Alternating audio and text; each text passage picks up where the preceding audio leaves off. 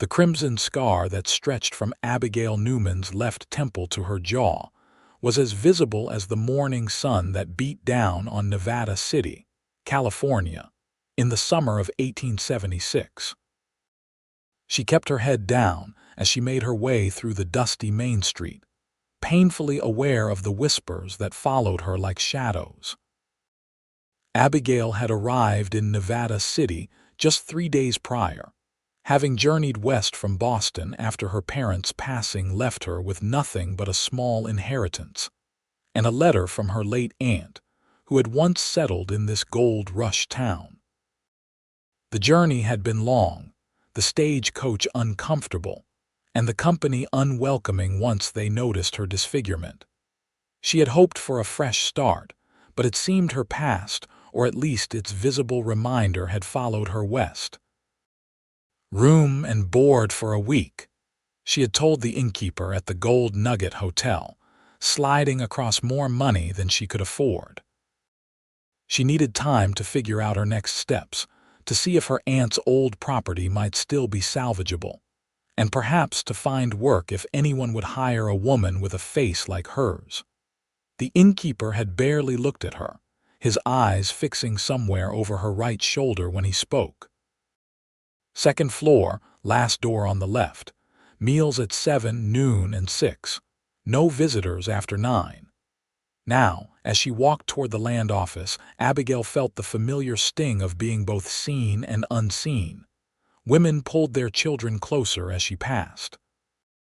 Men who might have tipped their hats to any other young lady suddenly found the dirt beneath their boots fascinating.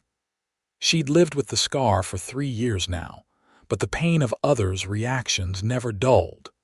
The land office was a small, squat building with a weather-beaten sign. Abigail squared her shoulders, adjusted the brim of her bonnet to better shadow her face, and pushed open the door. A bell jangled overhead, announcing her arrival to the elderly man hunched over a ledger. "Good morning," she said, her voice stronger than she felt. "I'm inquiring about a property that belonged to my aunt, Martha Newman.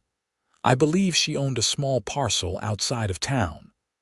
The man looked up, his spectacles slipping down his nose. His eyes widened momentarily as they landed on her scar, then quickly darted to the papers before him. "Newman, you say? Martha Newman?" "Yes, sir. She passed away about 5 years ago. I recently lost my parents as well, and in going through their papers, I found documentation suggesting my aunt had some land here." "I remember Martha," the man said, his voice softening slightly. "Tough as nails, that woman. Came out here during the rush of '49 with her husband. He died not 2 years later cave-in at the American River claim. She stayed on, though." Hope flickered in Abigail's chest. "Then the property still exists. Let me check the records." He stood up, shuffling to a tall cabinet filled with folders. "Newman, Newman," he muttered, running a gnarled finger along the labels. The door behind Abigail opened again, the bell signaling another arrival. She didn't turn, not wanting to meet yet another set of eyes that would inevitably drift to her scar and then away. "Morning, Fletcher," the land agent called over her shoulder. "Be with you in a moment." "No rush, Mr. Perkins," a deep voice replied. "I've got time." Abigail kept her gaze fixed on the cabinet, wishing she could become invisible. The newcomer moved to stand a respectful distance beside her, and from the corner of her eye she could see he was tall, his clothes dusty from the road. "Ah, here we are," Mr. Perkins said, pulling out a folder. "Newman, Martha Elizabeth." He returned to his desk, opened the file, and began to scan the contents. Yes, she had a homestead claim about 3 miles east of town. Small cabin, 10 acres. According to this, she lived there until her passing in '71. The property was supposed to transfer to her next of kin, but no one ever came forward. "That would have been my father," Abigail explained. "Jonathan Newman. He wasn't one for travel. I don't think he ever even received word of her death." Mr. Perkins nodded. "Well, If you can prove you're her kin, the property would be yours by right. Do you have any documentation?" Abigail reached into her reticule and withdrew a folded paper. "I have my father's death certificate and my own birth certificate showing him as my father. I also have a letter from my aunt to my father, dated 1870. The land agent examined the papers carefully. "These seem to be in order. I'll need to verify a few things, but it appears you may indeed be the rightful owner of the Newman homestead." For the first time since arriving in Nevada City, Abigail felt a surge of genuine hope, a home of her own, a place to belong. "I must warn you, though," Mr. Perkins continued, "the property has been abandoned for 5 years. The cabin may not be in good condition, and it's quite isolated." "I understand," Abigail said firmly. "I'm not afraid of hard work or solitude." The man beside her shifted, and she could feel his gaze upon her. Unlike the others, though, his eyes didn't immediately dart away when she finally turned to glance at him. He was younger than she'd expected, perhaps 30, with sun-bronzed skin and eyes the color of a summer sky. His dark blonde hair was slightly too long, curling at the collar of his faded blue shirt. A cowboy, by the look of his attire and the worn leather chaps. "Pardon my interruption," he said, tipping his hat to her. "But did I hear correctly that you're looking to reclaim an abandoned homestead east of town?" "Yes," Abigail replied cautiously, turning slightly so the scarred side of her face was away from him. "The Newman place?" he asked. Mr. Perkins nodded. "That's right, Fletcher. Miss Newman here is Martha's niece." The cowboy Fletcher smiled, and Abigail was struck by how it transformed his weathered face into something almost boyish. "I pass by that property on my way to and from the Anderson ranch. Been keeping an eye on it over the years. Roof needs work, but the structure's sound." "You know the property?" Abigail couldn't keep the surprise from her voice. "I do. Your aunt was kind to me when I first came to these parts. I was just a kid, really, looking for work. She gave me a meal and pointed me toward the Andersons." His eyes, Abigail noticed, hadn't strayed once to her scar. They remained fixed on hers, direct but not uncomfortably so. "If you're planning to restore the place, you might want some help. It's a big job for one person." Before Abigail could respond, Mr. Perkins cleared his throat. "There are still some legalities to sort out, Miss Newman. I'll need a day or two to process everything. In the meantime, I can provide you with directions to the property if you'd like to see it." "Thank you, that would be most helpful," Abigail said. As Mr. Perkins began writing out the directions, Fletcher Anderson spoke again, his voice low enough that only she could hear. "The offer of help stands. I know what it's like to start over somewhere new."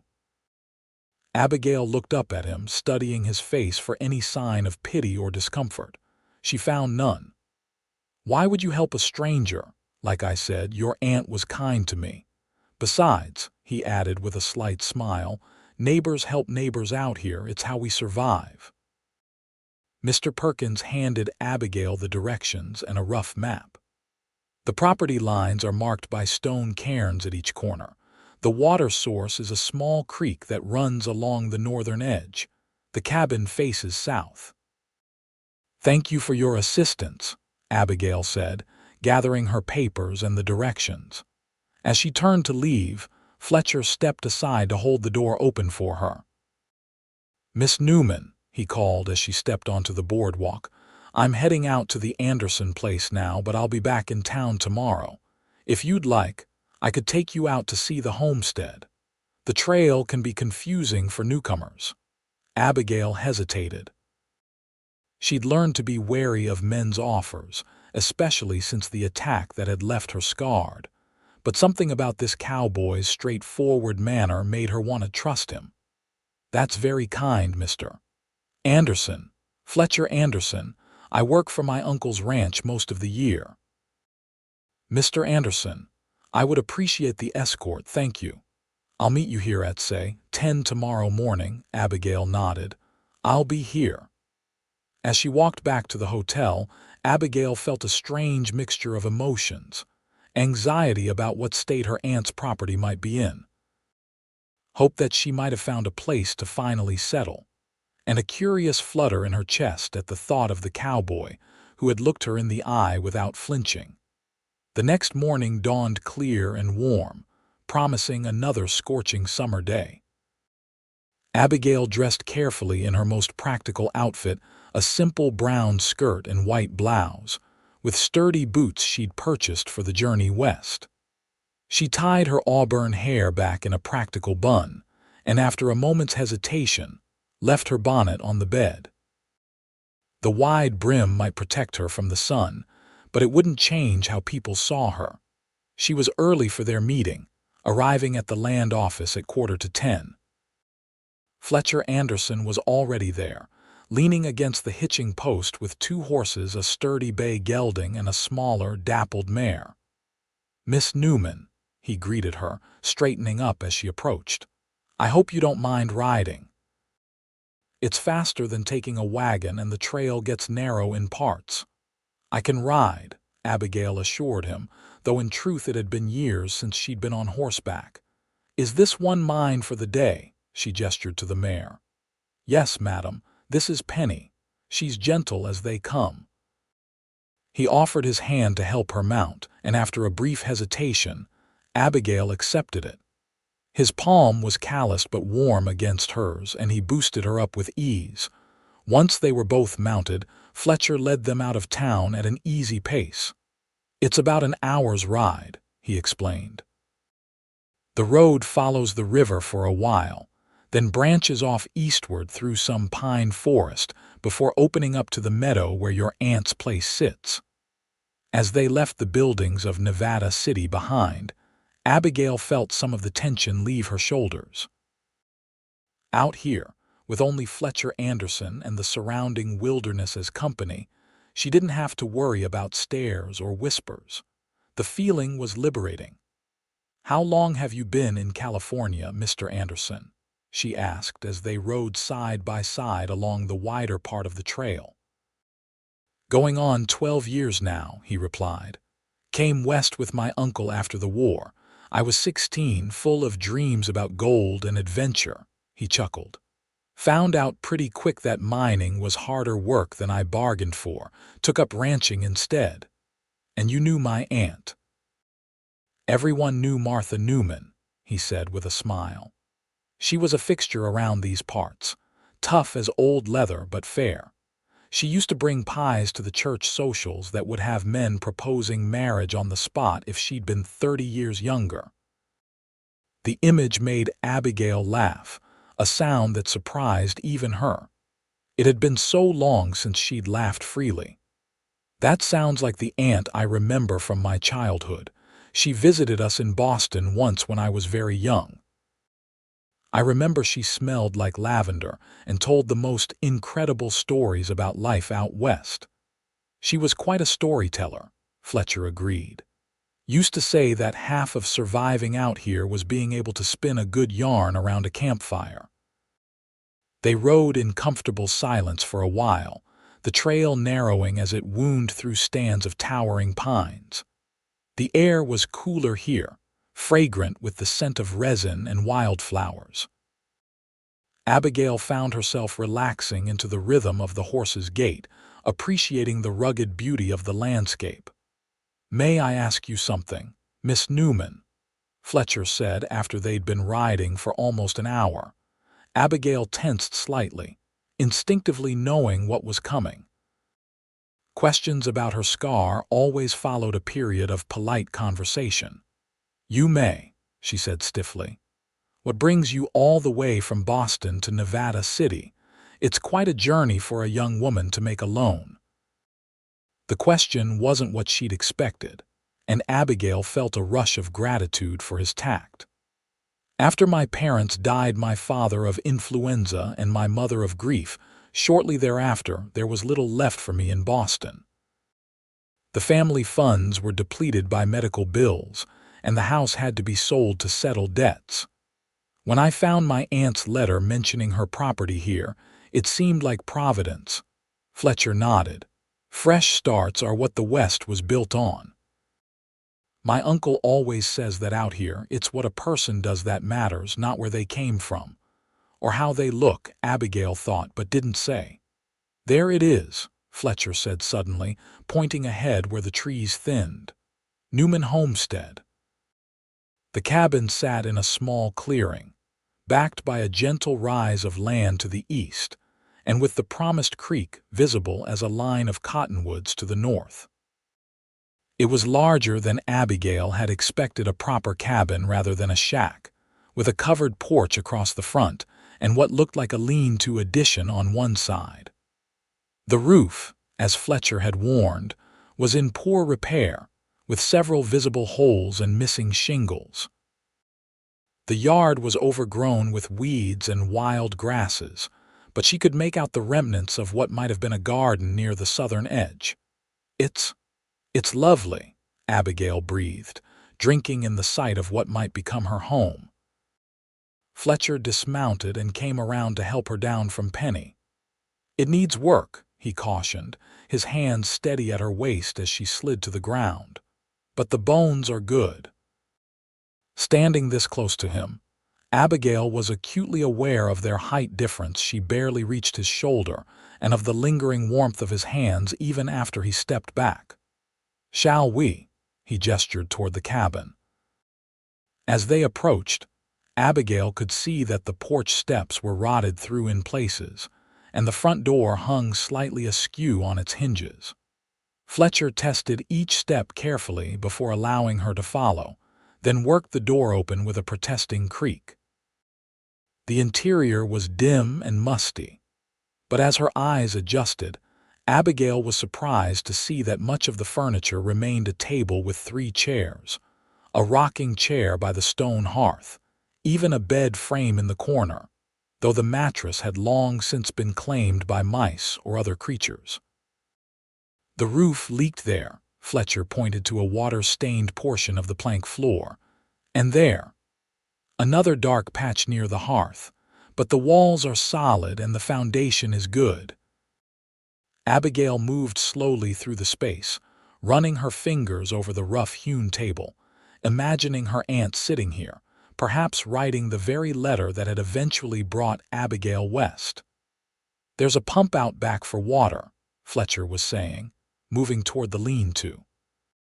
And this was her storage area, root cellar underneath. Abigail followed him, taking mental inventory. The task of making this place habitable was daunting but not impossible. With her remaining funds, she could purchase supplies: new roofing materials, glass for the cracked windows, seed for planting. But the labor would be immense. As if reading her thoughts, Fletcher said, "I meant what I said yesterday. I'd be glad to help with repairs. I'm handy with tools, and I know others who would lend a hand too. Your aunt was well regarded." Abigail turned to face him directly, no longer bothering to angle her scarred side away. "Why are you being so kind, Mr. Anderson? And please don't say it's just neighborliness or obligation to my aunt's memory." Fletcher studied her for a long moment, his blue eyes serious. "When I first came here, I was just a boy who'd seen too much during the war. Felt older than my years and angry at a world that had taken so much from so many. Your aunt saw past that, saw the person I could be, not just the angry boy I was." He paused. "I suppose I've learned to try and do the same for others." The simple honesty in his voice touched something in Abigail. "Thank you," she said softly. "I would welcome your help, and I can pay." He held up a hand. "No need for payment. We can work out a fair exchange. Perhaps you can put up some preserves or help with mending when harvest season keeps us busy at the ranch." Abigail smiled, a real smile that for once she didn't try to hide. "That seems fair." They spent another hour examining the property, Fletcher pointing out what needed immediate attention and what could wait. The 10 acres included the clearing around the cabin, a small apple orchard that had gone wild but could be salvaged, and enough grazing land for a cow or two and perhaps some chickens. "It's a good piece of land," Fletcher concluded as they prepared to ride back to town. "Self-sufficient if worked properly." "It's more than I dared hope for," Abigail admitted. "In Boston, I could never have afforded a home of my own, let alone land." As Fletcher helped her mount Penny for the return journey, his eyes caught hers. "West suits some people better than East. Out here, there's room to breathe, to be who you are without so many judging eyes." Abigail knew he wasn't just speaking in generalities.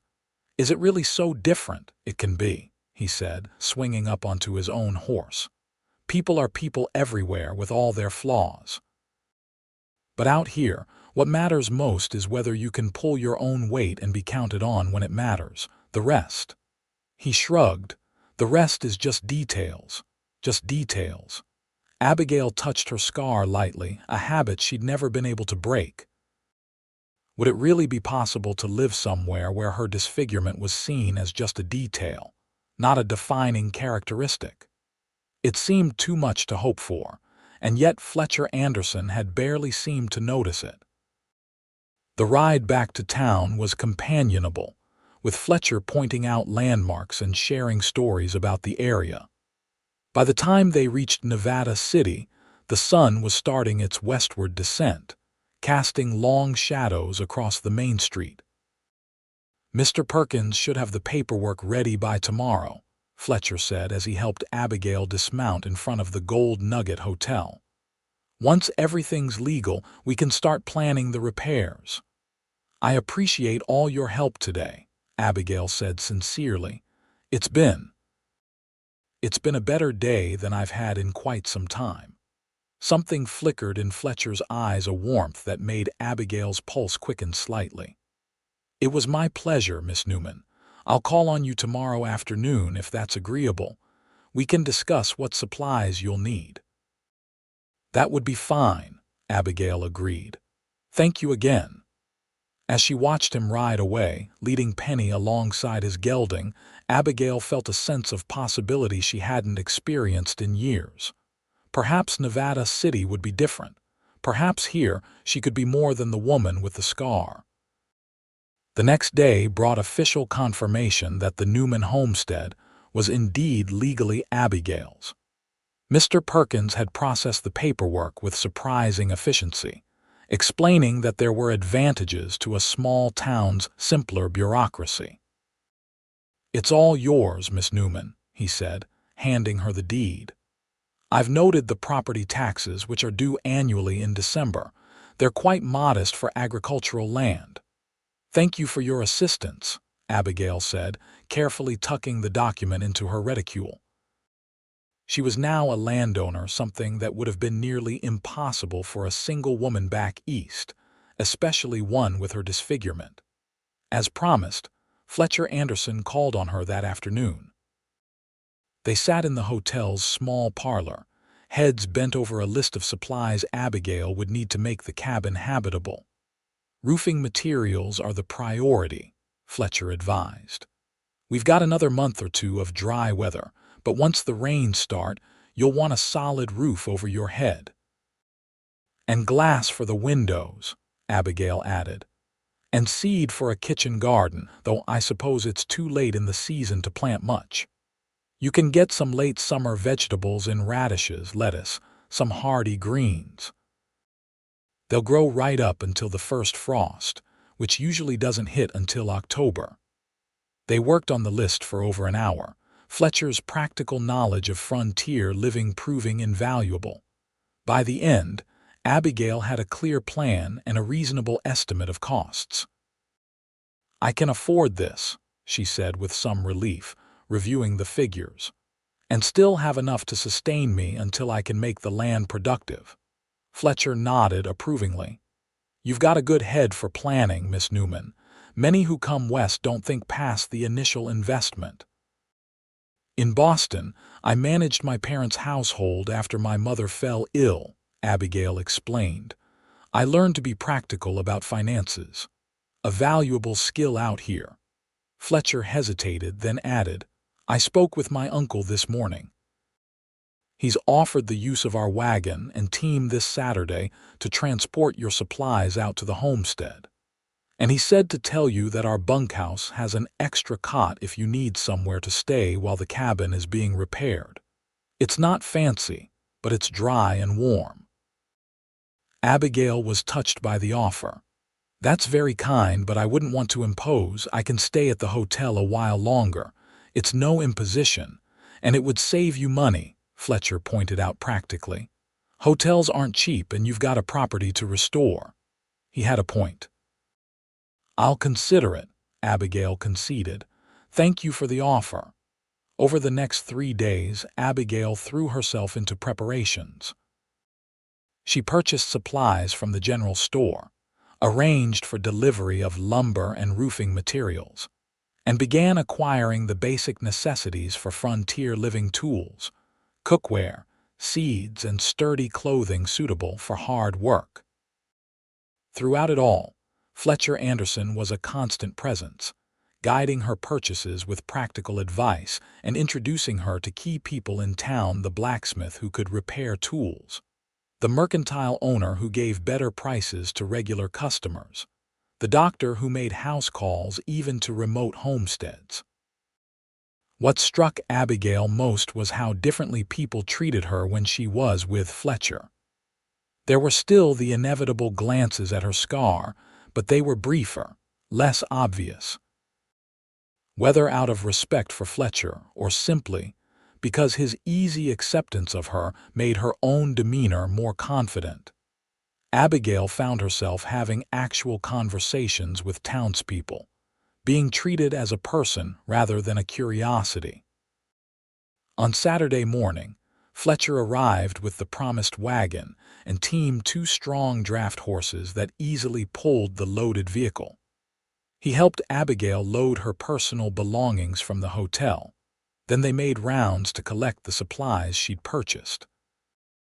"My uncle sent along some provisions as well," Fletcher said as they headed out of town. "Smoked ham, flour, coffee essentials to tide you over until you're settled." "I must thank him properly," Abigail said, touched by the generosity of people who were still essentially strangers.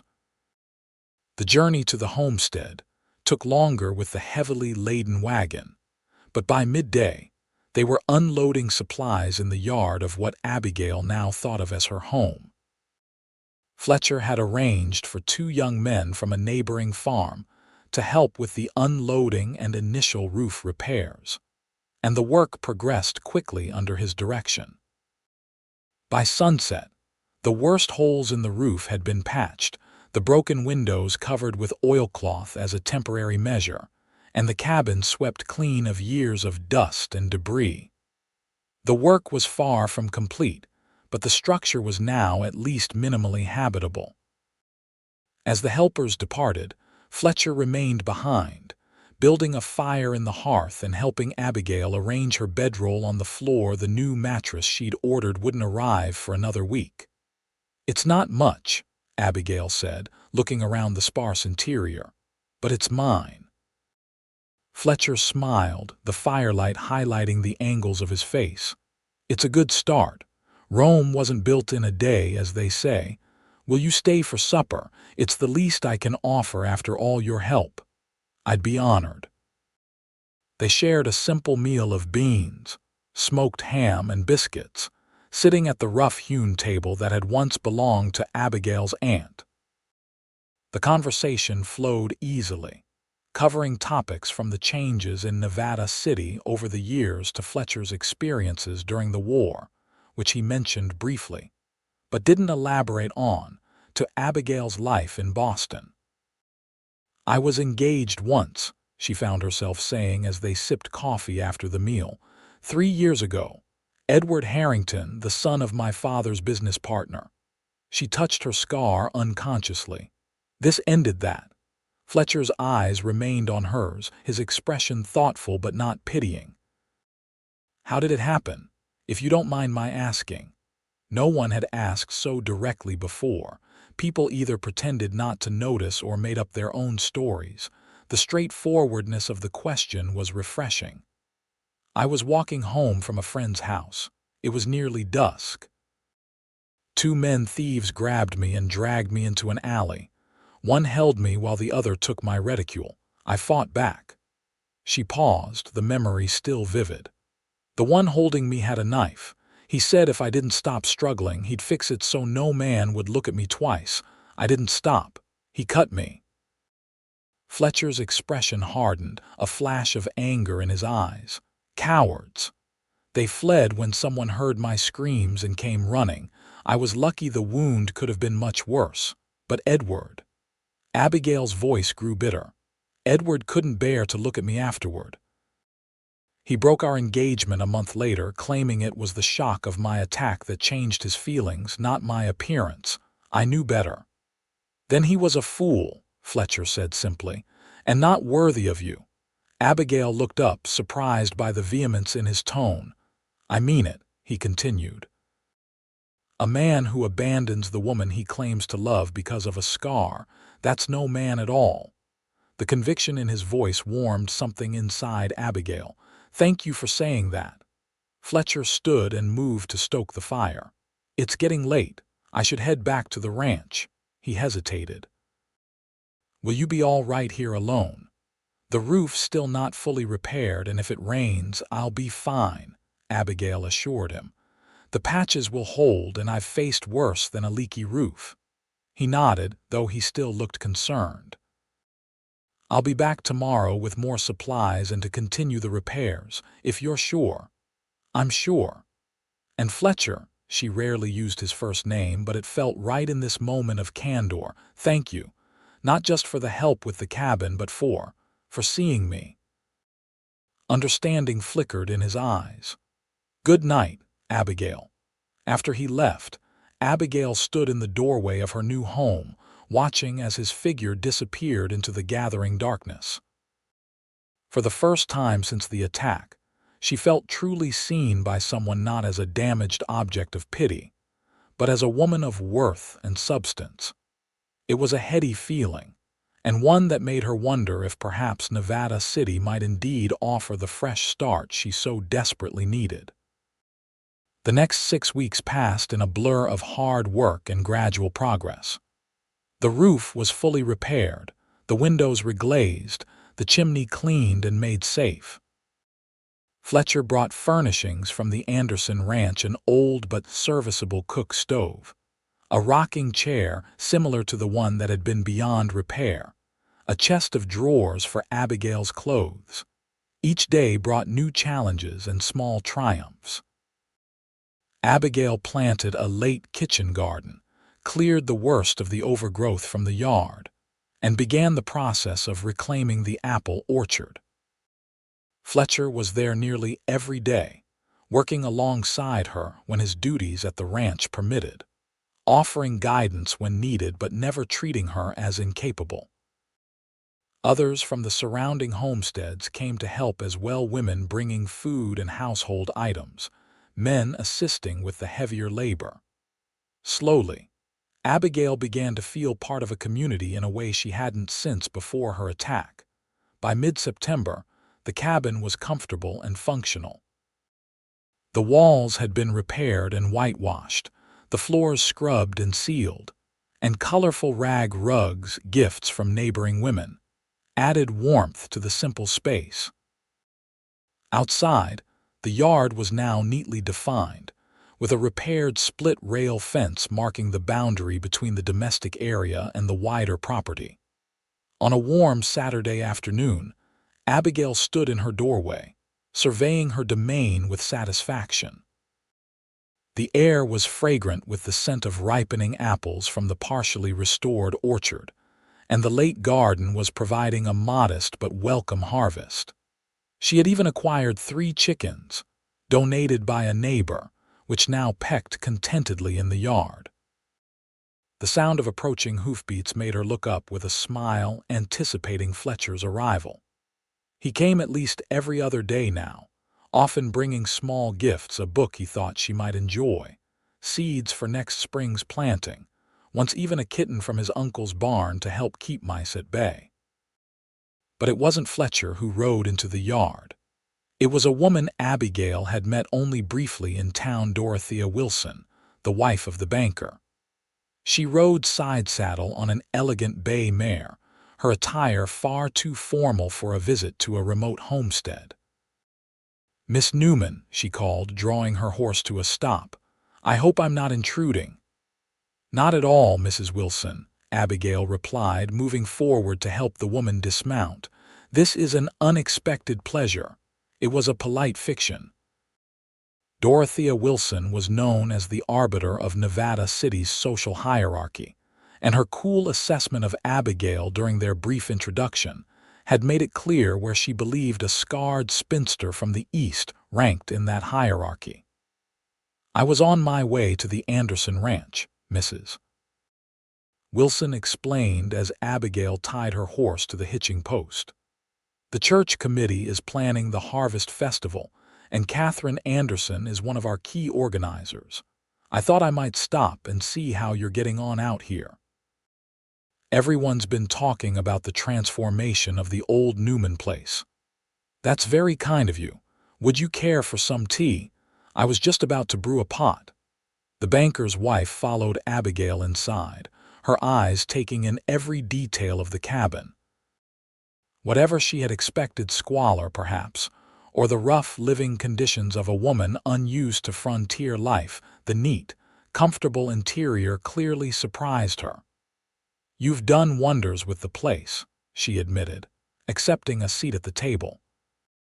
"When Fletcher first mentioned you were restoring the property, many of us thought it an impossible task for a woman alone." "I haven't been alone," Abigail said, setting the kettle to boil. "Fletcher has been incredibly helpful, as have many of your neighbors." "Yes, well, Fletcher has always had a soft heart for strays." The words were spoken casually, but their sting was intentional. Abigail's hand stilled momentarily as she measured tea leaves. "Is that how you see me, Mrs. Wilson?" "As a stray," the woman had the grace to flush slightly. "I merely meant that Fletcher has always been quick to help those in need. It's an admirable quality, if sometimes misguided in its application." "I see." Abigail brought the tea things to the table, her movements deliberate and controlled. "And you believe his assistance to me has been misguided?" Dorothea Wilson took a delicate sip of tea before answering. "Miss Newman, I'm sure you're a woman of intelligence. You must be aware that Fletcher Anderson is one of the most eligible bachelors in the county. His uncle's ranch is prosperous, and Fletcher stands to inherit it all someday. Many families have set their caps for him." "Including yours?" Abigail asked bluntly. "You have a daughter of marriageable age, I believe." The banker's wife narrowed her eyes slightly. "Lucinda is 18, yes, and she has been acquainted with Fletcher for many years. They would make a suitable match." "I fail to see what this has to do with me," Abigail said, though in truth, she knew exactly where the conversation was heading. "There has been talk," Mrs. Wilson said, setting down her cup with a decisive click, "about the amount of time Fletcher spends here. About his intentions. My relationship with Mr. Anderson is one of friendship and neighborly assistance," Abigail stated firmly. "Perhaps on your side, but Fletcher has never spent so much time helping any other newcomer." The woman leaned forward slightly. "Miss Newman, I don't wish to be unkind, but you must see how impossible any romantic attachment between you two would be. A man in Fletcher's position must consider the future, the expectations of society. He needs a wife who can help him maintain his standing in the community, who can be an asset at social gatherings, who can—" She stopped abruptly. "Who can what, Mrs. Wilson?" Abigail prompted, her voice steady despite the pain lancing through her. "Who can be presented in public without causing discomfort, who isn't marked in a way that makes people stare." To her credit, Dorothea Wilson didn't deny it. "Yes," she said simply. "I'm merely being practical, Miss Newman, and in your heart you know I'm right." Whatever Fletcher's current fascination, it cannot lead to anything permanent. Better to establish proper boundaries now, before expectations are raised and feelings injured. Abigail stood, her teacup untouched. "Thank you for your concern, Mrs. Wilson. But my friendship with Fletcher Anderson is my own affair, as are his feelings on the matter." The banker's wife rose as well, recognizing the dismissal. "I've spoken plainly because I believe it kinder in the long run. Fletcher is a good man, but he is also somewhat idealistic. Reality has a way of asserting itself eventually." After showing Mrs. Wilson out and watching her ride away, Abigail sank onto the porch steps, the woman's words echoing painfully. The worst part was that nothing Dorothea Wilson had said was untrue. Abigail had known from the beginning that Fletcher's kindness couldn't lead anywhere permanent. Men like him didn't marry women like her women whose very appearance caused discomfort and pity. And yet, over the weeks, she had allowed herself to hope. Fletcher treated her differently than anyone had since before the attack. When they were together, she sometimes forgot about her scar entirely, caught up in conversation or shared laughter or the simple pleasure of working side by side. There had been moments, too, when she thought she'd seen something more than friendship in his eyes, a warmth, a lingering glance that made her heart race. But perhaps that had been wishful thinking on her part, a desperate desire to believe that someone could see past her disfigurement to the woman beneath. Abigail was still sitting on the porch steps, lost in thought, when Fletcher rode into the yard an hour later. He dismounted quickly, his expression concerned as he approached. "Abigail, is everything all right? You looked miles away." She forced a smile. "I'm fine. Just taking a moment to enjoy the afternoon." He didn't look convinced but didn't press the issue. "I've brought those apple barrels I promised," he said, gesturing to his horse, which was pulling a small cart. "And some preserving jars for when you're ready to put up those tomatoes." "Thank you," Abigail said, rising to help him unload. "You've been so generous with your time and resources, Fletcher. I don't know how I can ever repay you." Something in her tone must have alerted him that something was wrong, because he set down the barrel he was carrying and turned to face her directly. "What's happened?" "Nothing," she insisted. I had a visitor earlier, Mrs. Wilson." Fletcher's expression darkened. "Dorothea Wilson came here. Why? She said she was on her way to see your aunt about the harvest festival." Abigail busied herself with inspecting the preserving jars, avoiding his gaze. She also had some concerns about our friendship. "What concerns?" His voice was dangerously quiet. Abigail sighed. "The usual ones. That people are talking, that you're spending too much time here, that I'm not suitable company for someone of your standing in the community." "My standing?" Fletcher repeated incredulously. "I'm a ranch hand, Abigail, not royalty. You're also your uncle's heir, apparently, and a highly eligible bachelor." She attempted a light tone. "Did you know Lucinda Wilson has been groomed as your future bride for years?" Fletcher ran a hand through his hair in frustration. "Dorothea Wilson has been trying to match me with her daughter since Lucinda was in pigtails. I've never given either of them any encouragement." "That's not the point," Abigail said softly. "The point is that Mrs. Wilson is right about one thing: our friendship has caused talk, and I don't want to be the reason your reputation suffers." "My reputation?" Fletcher's voice rose. "Abigail, I don't give a damn what Dorothea Wilson or anyone else in town thinks about who I choose to spend my time with." "Perhaps you should," she countered. "You live here. These are your neighbors, your community. I'm still an outsider." Fletcher took a step closer, his blue eyes intent on hers. "Is that what this is really about?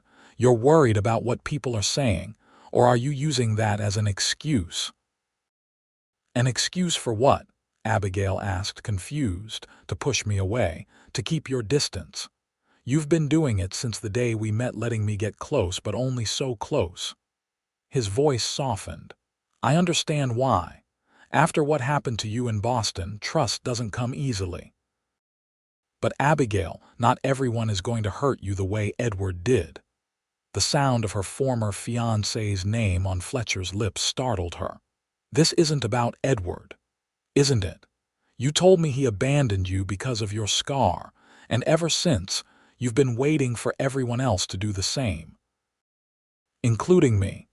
There was too much truth in his words for Abigail to deny them. "Can you blame me?" she asked quietly. "Experience has taught me that people cannot see past this." She gestured to her scarred cheek. "I see past it," Fletcher said simply. "I see you, Abigail, all of you." "For now," she whispered. "But what about a year from now? 5 years? When the novelty wears off and you're left with a woman whose face makes others turn away?" Fletcher closed the distance between them, his hands coming up to frame her face. Gently, so gently, his thumb traced the length of her scar from temple to jaw. "This doesn't make you less," he said, his voice low and fervent. "This makes you stronger. This is proof that you fought back, that you survived. How could I ever see it as anything but a mark of your courage?" Abigail trembled under his touch, her eyes filling with tears. No one had ever touched her scar so tenderly or spoken of it with such reverence. "You can't mean that," she whispered. "I've never meant anything more." Fletcher's gaze held hers, unwavering. "I'm falling in love with you, Abigail Newman. Not despite your scar, not because of some misplaced sense of charity or pity, but because of who you are, brave enough to travel across a continent alone, strong enough to rebuild a homestead from ruins, kind enough to see value in a man who's still trying to outrun his own demons from the war." Abigail's heart hammered in her chest. "Fletcher," whatever she might have said was cut off by the sound of approaching horses. They broke apart as 2 riders entered the yard, a gray-haired man Abigail recognized as Fletcher's uncle, Robert Anderson, and a younger man she didn't know. "Fletcher," Robert called, dismounting with the ease of a lifelong horseman. "Thought we might find you here." Fletcher stepped forward to greet his uncle, his expression a mix of frustration at the interruption and genuine welcome. "Uncle Robert, what brings you out this way?" "Wanted to check on Miss Newman's progress with the homestead," the older man replied, his kind eyes moving to Abigail. "And to personally deliver an invitation to our harvest celebration next weekend. The whole county turns out for it." "That's very kind," Abigail said, composing herself with effort. "I'd be delighted to attend." "Excellent." Robert turned to the young man who had ridden in with him. "Miss Newman, this is James Farley, new to our operation. Came out from Pennsylvania last month to help with the cattle drive." "James, Miss Abigail Newman." The young man tipped his hat politely, his eyes barely skimming her scarred cheek before meeting her gaze. "Madam, pleasure to make your acquaintance." His courtesy was a relief after Dorothea Wilson's visit, but Abigail was acutely aware of the moment that had been interrupted between her and Fletcher. The declaration of feelings that now hung in the air, unacknowledged. Robert Anderson looked between them, sensing the tension. "We won't stay long. Just wanted to extend the invitation in person and see if you needed anything, Miss Newman. We're heading into town tomorrow for supplies." "Thank you, but I believe I have everything I need for now," Abigail replied. The visit was brief, with Robert asking knowledgeable questions about the repairs to the property and offering advice on preparing for the coming winter. James Farley remained politely attentive, but largely silent. Throughout, Fletcher stayed close to Abigail, his presence both comforting and unsettling after their interrupted conversation. As the men prepared to leave, Robert pulled Abigail aside. "My nephew speaks highly of you, Miss Newman, very highly indeed." Abigail felt a blush rise to her cheeks. "He's been incredibly helpful. I couldn't have restored the homestead without him." The older man's eyes twinkled. "I don't think it's your carpentry skills that have him riding out here every chance he gets." He patted her arm gently. "Fletcher's a good judge of character, always has been. If he thinks you're special, then you are." Before Abigail could formulate a response, Robert was mounting his horse. "Saturday next, then. The celebration starts at noon, but folks generally arrive throughout the day. Stay overnight if you like, we've plenty of room." After they rode away, an awkward silence fell between Abigail and Fletcher. There were too many unspoken words hanging in the air, too many emotions roiling beneath the surface. "I should go too," Fletcher said finally. "Uncle Robert will be expecting my help with the evening chores."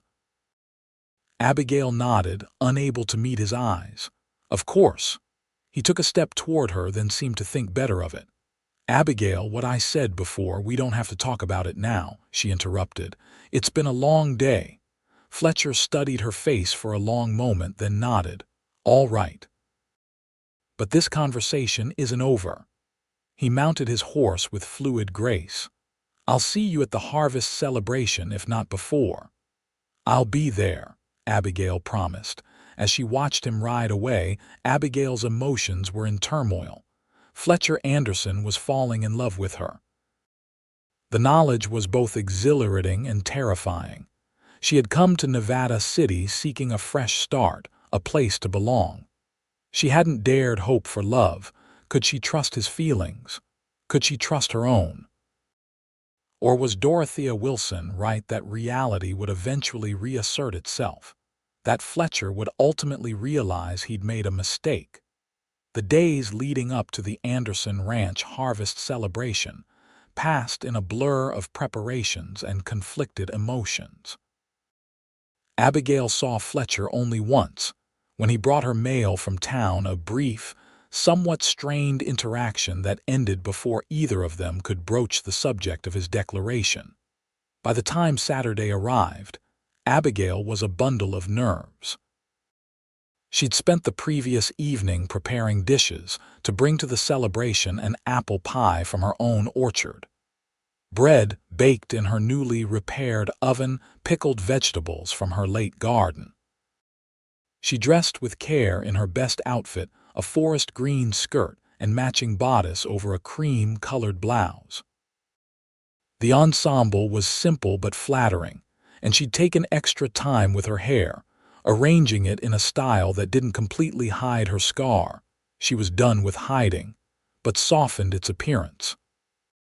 The Anderson Ranch was the largest in the area, sprawling across several hundred acres of prime grazing land with a substantial main house and numerous outbuildings. As Abigail approached on Penny, a gift from Fletcher that she'd initially tried to refuse but eventually accepted, she could see that the celebration was already well underway. A large area between the barn and main house had been cleared for dancing, with tables laden with food nearby. People of all ages milled about, men in their Sunday best, women in colorful dresses, children racing between groups of adults. Abigail dismounted at the hitching post, suddenly self-conscious. This would be her first large social gathering since arriving in Nevada City. And despite the growing acceptance she'd found among her immediate neighbors, she was painfully aware of how new she still was to the community at large. "Miss Newman." A warm voice called out, and Abigail turned to see Catherine Anderson, Fletcher's aunt, approaching with a welcoming smile. "I'm so pleased you could join us. And you've brought food, how thoughtful." The woman was in her 50s, with graying hair and Fletcher's same striking blue eyes. She took the basket from Abigail's arms with genuine warmth. "Fletcher told me you've become quite the baker. I'll put these on the dessert table. Come, let me introduce you to everyone." For the next hour, Abigail was guided from group to group, meeting what seemed like half the county. Catherine Anderson's clear acceptance set the tone, and while there were the inevitable curious glances at her scar, no one was overtly rude or pitying. Abigail found herself gradually relaxing, even enjoying the conversations and the lively atmosphere. She spotted Fletcher several times, always surrounded by people. Once, their eyes met across the yard, and the intensity of his gaze sent a flush of warmth through her. But before they could speak, he was pulled away by his uncle for introductions to some visiting cattle buyers. As the afternoon progressed, a small band of local musicians set up near the cleared area, and dancing began. Abigail watched from the sidelines, content to observe the couples swirling to the lively tunes. She hadn't danced since before her attack, and wasn't sure she remembered the steps to the country dances that seemed popular here. "Not dancing, Miss Newman." The voice beside her belonged to James Farley, the young ranch hand she'd met briefly at her homestead. "I'm afraid I'm out of practice," Abigail admitted. "It's not so different from the dances back east," James said. "I could show you if you'd like." The offer was unexpected but not unwelcome. "That's very kind, Mr. Farley, James, please." He extended his hand with a smile. "The next one's a simple reel. Easy to follow." Abigail hesitated only briefly before accepting. As they joined the forming lines of dancers, she was aware of curious eyes upon them, but James's easy manner and clear instructions helped her focus on the steps rather than the attention. By the end of the dance, Abigail was flushed and laughing, caught up in the infectious joy of the music and movement. "Thank you," she said as James led her from the dance area. "That was more fun than I've had in quite some time." "The pleasure was mine," he replied with a slight bow. Perhaps another dance later. Before Abigail could respond, Fletcher appeared at her elbow, his expression unreadable. "Abigail, I see you've met James." "Yes, he was kind enough to reintroduce me to dancing," she said, acutely aware of the tension in Fletcher's posture. "Uncle Robert's looking for you, James," Fletcher said, his tone cordial but firm. "Something about the new stallion." James nodded, seemingly untroubled by the dismissal. "Of course. Miss Newman, I'll claim that second dance later." With a tip of his hat, he moved off toward the barn. Fletcher watched him go, his jaw tight. "Enjoying yourself?" he asked Abigail, his voice softer now. "Yes, very much. Your aunt and uncle are wonderful hosts, and everyone has been so welcoming." "Everyone including James Farley." There was an undercurrent in his voice that Abigail couldn't quite identify. He was being polite, Fletcher. Nothing more. Fletcher ran a hand through his hair, a gesture she'd come to recognize as a sign of frustration. "I've been trying to get to you all afternoon. There are so many people here I haven't seen in months, and Uncle Robert keeps introducing me to every cattle buyer and banker in the county." "It's all right," Abigail assured him. "I understand you have obligations as host. Would you walk with me?" he asked suddenly. "Just for a few minutes. There's something I want to show you." "Curious." Abigail nodded and followed as Fletcher led her away from the main celebration, down a path that wound behind the main house toward a small rise. As they crested the hill, a spectacular view opened up before them, rolling pasturel and stretching toward distant mountains, bathed in the golden light of late afternoon. "This is my favorite spot on the ranch," Fletcher said, stopping at the highest point. "I used to come up here when I first arrived after the war, when everything felt too loud or too crowded. The view always helped put things in perspective." Abigail understood why. The vastness of the landscape was humbling, the beauty of it soul-stirring. "It's magnificent." They stood in silence for a moment, the sounds of the celebration fading into the background. Then Fletcher turned to face her, his expression serious. "I meant what I said the other day, Abigail, about my feelings for you. Abigail's heart began to race. "Fletcher, please let me finish. I know you have doubts. I know you're worried about what others might think or say. But I don't care about any of that. I care about you. About the woman who traveled across a continent alone, who faced down every challenge of rebuilding a homestead, who never once asked for pity or special treatment." He took her hands in his touch warm and steady. "I'm not offering you charity or friendship out of some sense of obligation. I'm offering you my heart, freely and without reservation. If you don't feel the same, I'll understand. But please don't push me away because you think I don't know my own mind, or because you're afraid of what others might say." Abigail looked into his earnest blue eyes and felt the last of her defenses crumbling. "I'm scared," she admitted in a whisper. "Not of what others might say, but of believing in this in us and then losing it. I couldn't bear it, Fletcher." "You won't lose me," he promised. "Not unless you want to." "How can you be so certain? You say my scar doesn't matter to you now, but—" Fletcher's hand came up to cup her cheek, his thumb gently tracing the ridge of the scar as he had done once before. "This is part of you, Abigail, part of your story.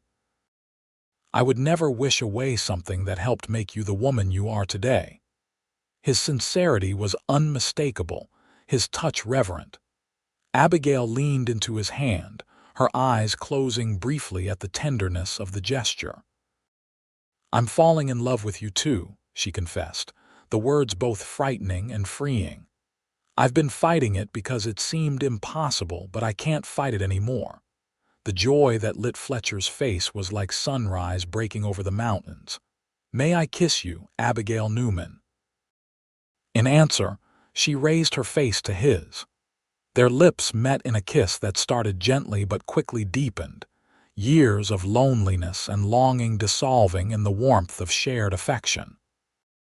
When they finally broke apart, both were breathless, and Fletcher's arms had somehow found their way around Abigail's waist, holding her close against him.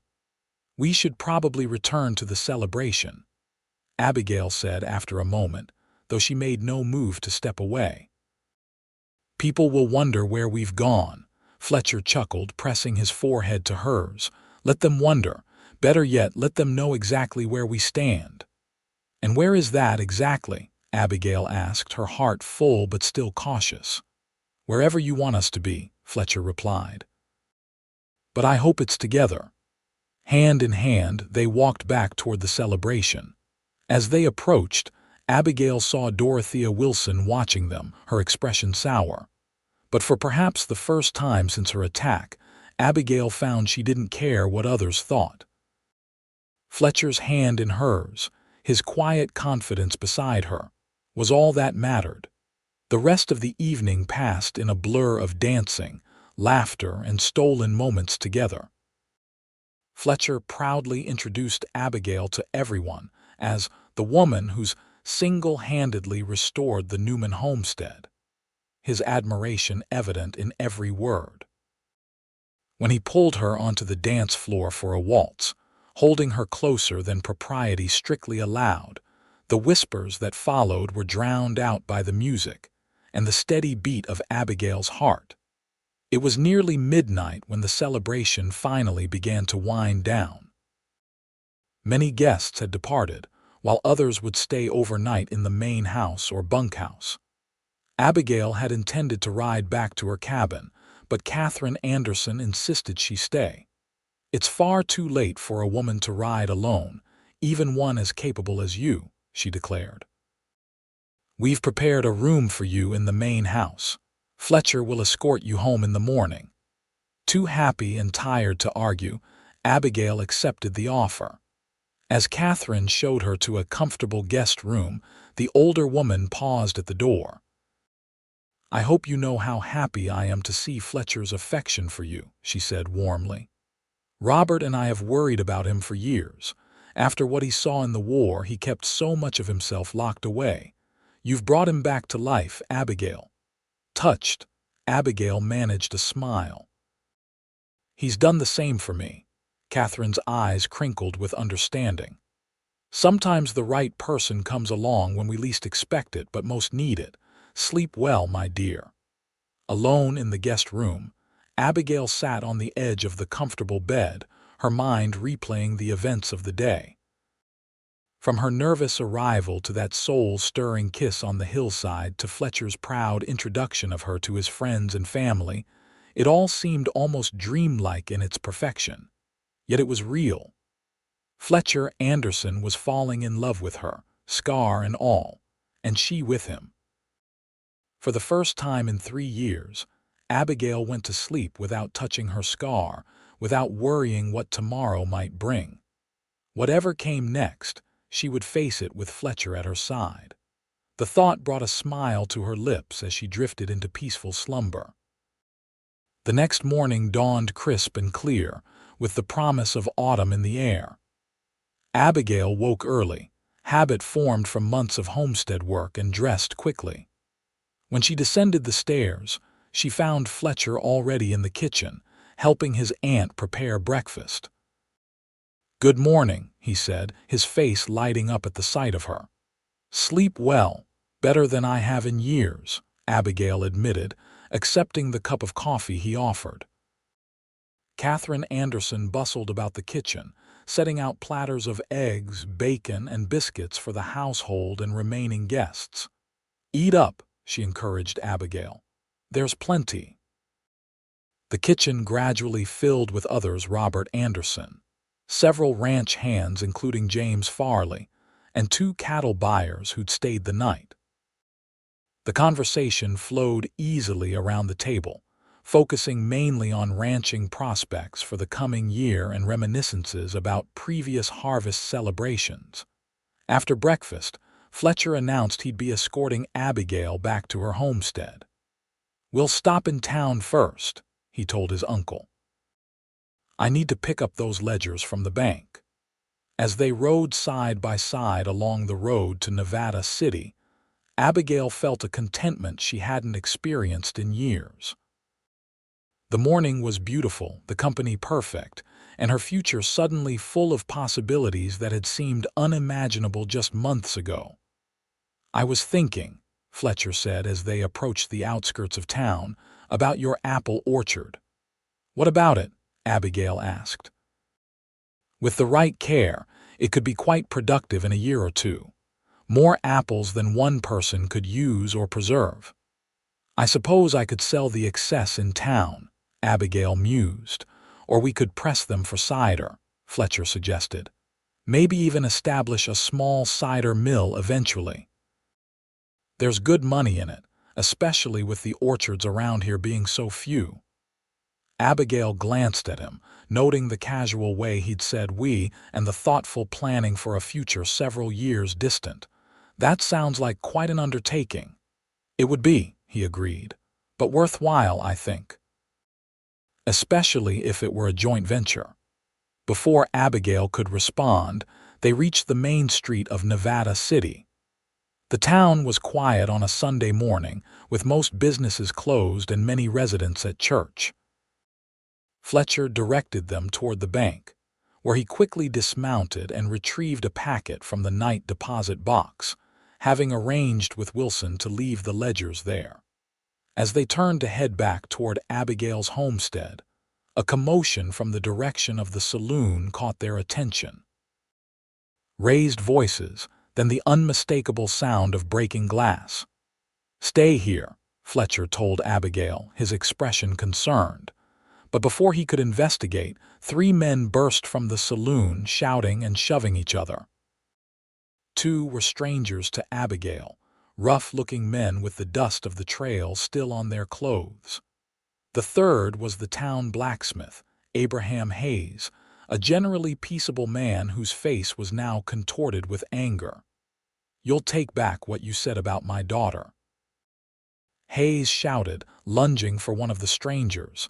The man dodged, laughing cruelly. "Why, it's true, ain't it? Everyone knows she's been seen with that half-breed from the reservation. Ruined goods, I'd call that." Hayes roared and charged again, this time connecting with a solid punch that sent the stranger staggering back. His companion immediately drew a gun, pointing it at the blacksmith. "That's enough," Fletcher called, stepping forward with authority. "Put that away and move on." The armed man turned, his bloodshot eyes narrowing as he took in Fletcher and Abigail. "This ain't your business, Cowboy." "I'm making it my business," Fletcher replied evenly. "You're disturbing the peace on a Sunday morning. It's time for you to leave town." The first stranger was getting to his feet, wiping blood from his split lip. "Who the hell do you think you are, giving orders?" "Fletcher Anderson," he replied simply. "And I'm asking you nicely to holster that weapon and move on." Something in the name made the armed man hesitate. "Anderson." "Of the Anderson Ranch." "That's right." The man slowly lowered his gun, though he didn't holster it. "No need for trouble with the Andersons. We was just having some fun is all." "Your fun is over," Fletcher said firmly. "Ride out now, or Sheriff Mills will be escorting you to his jail when church lets out." The two strangers exchanged glances, then the first one spat on the ground. "Place is dead anyway. Come on, Jake." They backed away, keeping their eyes on Fletcher until they reached their horses tied outside the saloon. With venomous looks but no further words, they mounted and rode out of town at a gallop. Hayes approached Fletcher, his expression grateful. "Thanks for stepping in, Anderson. Those two have been causing trouble since they rode in yesterday. Made some ugly comments about my Eliza being sweet on that Paiute boy who helps out at the livery." "No thanks needed," Fletcher assured him. "You all right?" The blacksmith nodded, rubbing his knuckles. "Takes more than the likes of them to do me harm." His eyes shifted to Abigail, noticing her perhaps for the first time. "Miss Newman, apologies for the disturbance." "No apologies necessary, Mr. Hayes," she replied warmly. "I'm glad you weren't hurt." As they continued toward Abigail's homestead, Fletcher was quieter than usual, his expression thoughtful. "Is something troubling you?" Abigail finally asked as they passed the outskirts of town. Fletcher sighed. "I was thinking about what those men said about Eliza Hayes and the Paiute boy Samuel. I think his name is. About how people are so quick to judge relationships that don't fit their narrow expectations." Abigail understood the connection to their own situation. "It's not the same, Fletcher. We're both white, both from similar backgrounds. Any objections people might have would be solely about." She gestured to her scarred face. "That doesn't make it any more acceptable," Fletcher said firmly. "Judging someone based on appearance, whether it's skin color or a scar, comes from the same place of ignorance and fear." Abigail was touched by his vehemence. "You have a good heart, Fletcher Anderson." He smiled at her, the tension easing from his shoulders. "I try. Sometimes I fail. But I'm always learning." When they reached the Newman homestead, Fletcher helped Abigail dismount and walked with her to the porch. The cabin looked welcoming in the midday sun, the repairs and improvements they'd made together transforming it from an abandoned ruin to a true home. "Would you like to come in for lunch?" Abigail offered. "I have some leftover stew I could heat up." Fletcher nodded, tying their horses to the hitching post. Inside, as Abigail moved about the kitchen, he sat at the table, watching her with undisguised admiration. "What?" she asked, catching his gaze. "Just thinking how right you look here," he replied honestly. "Like you belong." "I feel that way too," Abigail admitted. "For the first time in years, I feel like I've found where I'm supposed to be." They ate their simple meal together, the conversation flowing easily between them. Afterward, as Abigail cleared the dishes, Fletcher reached into his pocket and withdrew a small box. "I have something for you," he said, suddenly looking uncharacteristically nervous. "I've been carrying it around for a week, waiting for the right moment." Abigail's hand stilled as he placed the box on the table between them. It was a jewelry box, small and covered in faded velvet. "Fletcher," she began, her heart racing. "It's not what you think," he said quickly. "Or at least not yet. Open it." With trembling fingers, Abigail lifted the lid. Inside, nestled on a bed of cotton, was a delicate silver brooch in the shape of an apple blossom. The craftsmanship was exquisite, the petals detailed and lifelike with a tiny pearl at the center. "It was my mother's," Fletcher explained softly. "One of the few things I have of hers. She wore it on special occasions. I thought it might look nice on you." Abigail lifted the brooch from the box, touched beyond words by the gesture. "Fletcher, I can't accept this. It's a family heirloom." "That's precisely why I want you to have it," he said, taking her free hand in his. "Abigail, I know we've only known each other a few months, but I've never been more certain of anything in my life. I love you. And I hope that someday, when you're ready, you might consider becoming part of my family officially." Tears welled in Abigail's eyes, but they were tears of joy. "Are you proposing, Fletcher Anderson?" he smiled, lifting her hand to his lips. "Not quite yet. I want to do that properly when the time is right. But I am declaring my intentions as formal as you please. I intend to court you, Abigail Newman, with marriage as the goal if you'll have me." The simple sincerity of his words touched Abigail to her core. "Yes," she whispered. "Yes, I'll have you, Fletcher. I love you too." His kiss was tender, a promise of the future they would build together. When they finally parted, Fletcher took the brooch from her hand and pinned it to her blouse just above her heart. "A perfect fit," he said softly, his fingers lingering on the silver blossom. "Just like you and me." The following months brought changes both great and small to Abigail's life. With Fletcher's help, she completed the restoration of her homestead before the winter snows arrived.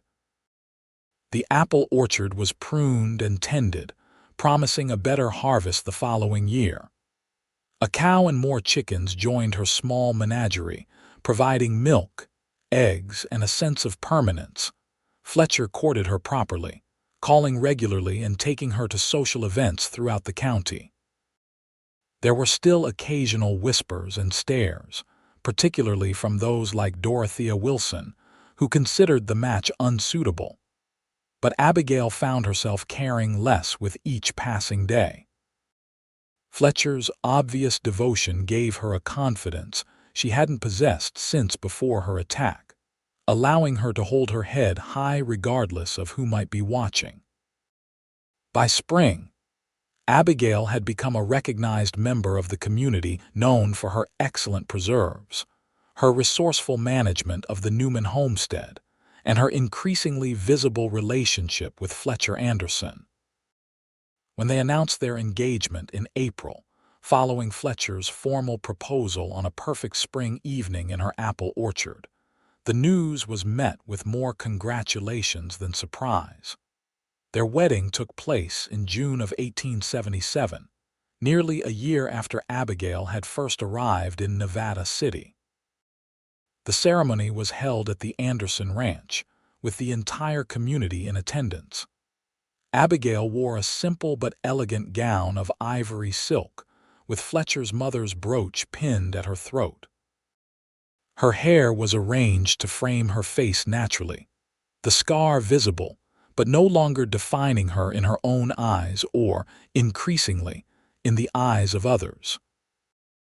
As Fletcher lifted her veil and kissed her as his wife for the first time, his hand gently cupping her scarred cheek, Abigail felt a sense of completion she had never thought possible.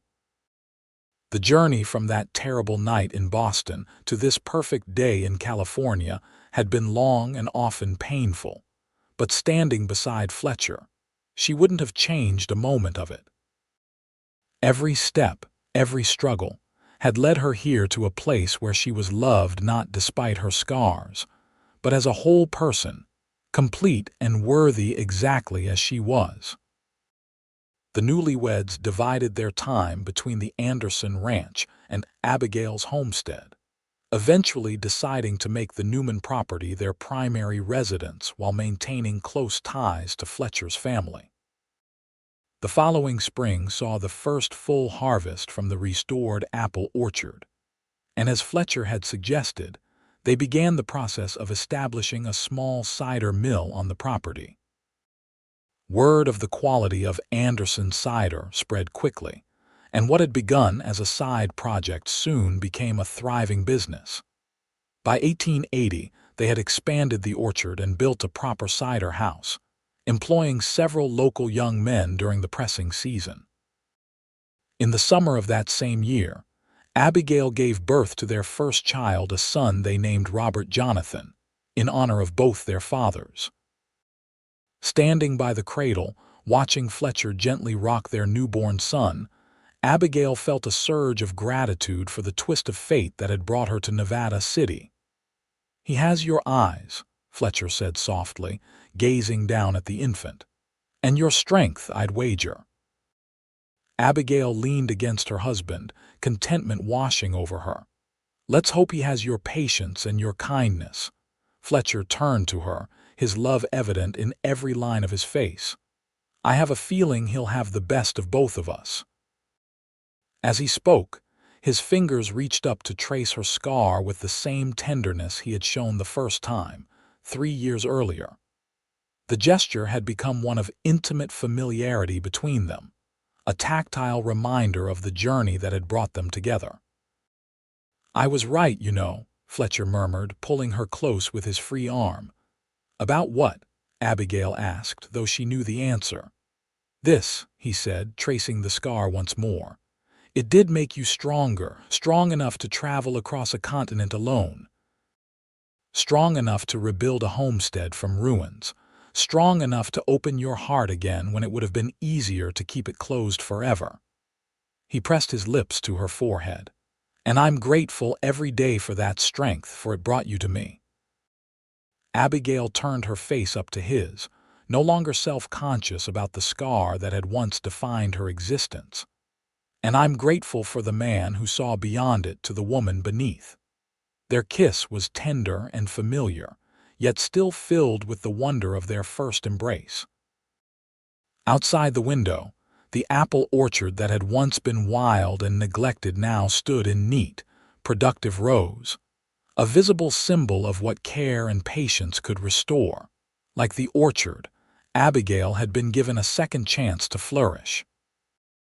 The scar that had once made others turn away was now simply a part of her story, a chapter, but not the conclusion. In Fletcher's eyes and in her own heart, she had found a truth that transcended physical appearance. True strength often comes from surviving our deepest wounds, and true love sees beyond them to the person we are becoming. As the afternoon sun filtered through the curtains, casting a golden glow over their small family, Abigail Newman Anderson knew with absolute certainty that she had found her place in the world. Not despite her scar, but perhaps in some mysterious way, because of it and the journey it had compelled her to take. And in the years that followed through the birth of their daughter, 2 years later, through the expansion of their cider business into a regional success, through all the ordinary joys and sorrows of a life well lived, that certainty never wavered. The scar remained, a silver line etched upon her skin, but its power to define her was gone, replaced by the countless other marks of a rich and meaningful life. Laugh lines around her eyes, calluses on her hands from honest work, and the invisible but indelible imprint of being truly, completely loved.